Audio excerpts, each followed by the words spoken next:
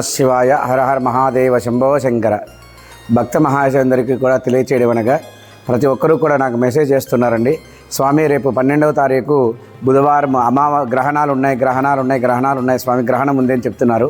దయవుంచి ఎవరు అపోహలను నమ్మొద్దండి.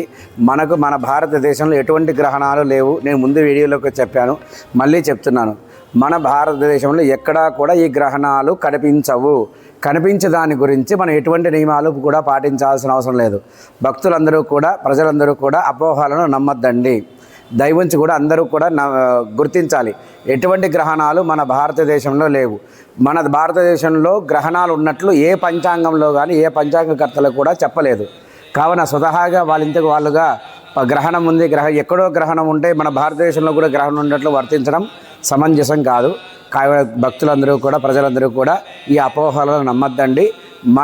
మన భారతదేశంలో ఎటువంటి గ్రహణాలు లేవు. గర్భిణీ స్త్రీలు అందరూ కూడా నిరభ్యంతరంగా కూడా తిరగవచ్చు, ఏమీ తొందర లేదు. హర హర మహాదేవ శంభో శంకర.